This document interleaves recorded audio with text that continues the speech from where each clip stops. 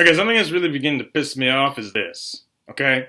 Sure, yes, the Harry Potter books will never compare to the movies, but you should have never been thinking of that when you went to see them. I don't care if Ginny Weasley doesn't really meet your fucking expectations that are in the book. I don't give a shit. You can all yell at me, argue with me. I don't give a fuck. What I do care about is the film meets the expectations of the book. And what does that mean? That means that the characters that you envisioned look like the characters in the movie.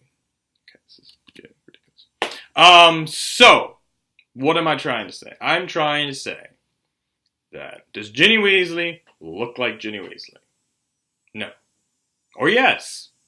See, I say yes because she's in the movies. She might not be important like she is in the books, but she's in the movie. See, you gotta see something here. J.K. Rowling did not write the script. If she had written the script, we'd have a very different movie. But what's interesting about J.K. Rowling's stance on writing is this. She writes books. She doesn't direct. She will be on the production team, so she makes sure no one fucks up her novels.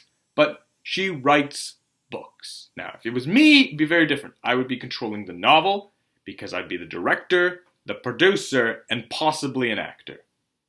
But that's because I'm controlling my books. That's how I would control my books. That's how Gillian Flynn controlled her script. She changed the ending purposely so people couldn't complain about the fact that the ending's not the same as the book ending because she changed it deliberately. Now, J.K. Rowling's changed her mind, and now she's writing the scripts of the Fantastic Beasts movies. But I want something clear. The Harry Potter movies are still amazing. They're still great.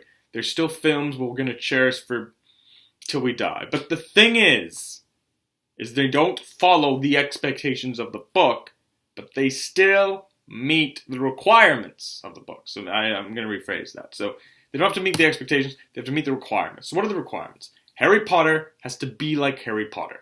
He is very self-sacrificing. He's very emotional. He's very personal about his own feelings. And he can be a bit of a dick. Hermione Granger is a brainiac. Probably should have been sorted into Ravenclaw, but because she has courage that not a lot of brainiacs do, I guess, she's in Gryffindor. Ron Weasley is an idiot. He's an idiot until basically Hermione decides to stay with him as a girlfriend rather than just a friend. Ron is an idiot. That's who Ron is. Ginny Weasley is not the girlfriend of Harry Potter. She is later on, but Ginny Weasley is more of like a foil for Harry. So in the second book, when Harry is in the Chamber of Secrets and is trying to stop Ginny Weasley from being possessed by Voldemort, who's Tom Riddle, that's her purpose. Her purpose is to make Harry save her.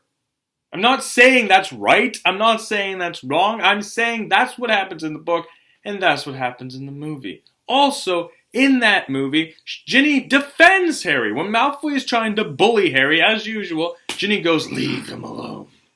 And she's angry because this guy, she's infatuated with because of his fame. And what her J.K. Rowling is trying to teach us is you can't fall in love with a famous person just because they're famous.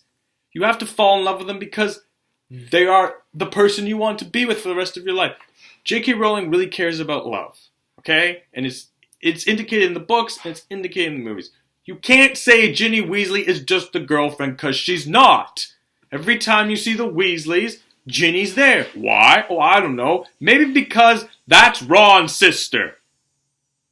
And that's also an interesting theory. That's also an interesting point. So when Harry actually wants to date Ginny, he looks at Ron, and Ron just nods, knowing that this was inevitable anyway. In the movies, it's a bit different. Ron is in love now with Hermione Granger and talking about her skin, I think. And then Harry's just like, yeah, she has good skin. And then Hermione later is upset and she's sitting down with Harry. And Harry is talking to Hermione. And Hermione's just like, I've seen you the way you look at Ginny. And it's just like, girls know this shit. They always have. So a guy can't hide his love for somebody without a girl figuring it out, even if it's not for her. Hermione is so depressed that Ron just doesn't get it. At one point, she's actually in love with him, and Ron is with some other stupid bimbo slut, basically. In the books, they don't mention that kind of words. They do snogging, which is a very interesting word. Never really heard it in a book or read it, except in J.K. Rowling's literature. And so that's what apparently they do in Hogwarts and shit. Also, what's funny is when Fred and George Weasley are like leaving to go with girls, it's pretty clear they're gonna have sex. It's obvious. It's not really a problem for you guys. I mean, what is this? The 7th book? 4th book? 7th book, I think? I forget now. Anyway, the point is, when you're reading these novels, you can't just expect them to be children appropriate. I mean, yeah, okay, she's still writing for children, even though they have, 17? People can have sex at 17. I'm not saying that's what happened. They could have just been fooling around as like, we really don't need to get into this. The point is that Ginny Weasley is actually a character in Harry Potter. She's not just the girlfriend. Because if she was just the girlfriend, she'd be a cliche girlfriend. Oh my God, Potter.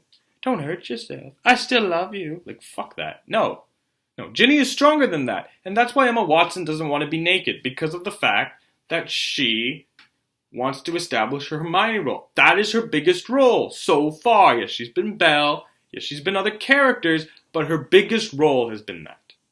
And that's what you guys have to take away from this. The fact that these actors encompass their characters. Whether they think like this in real life is not important.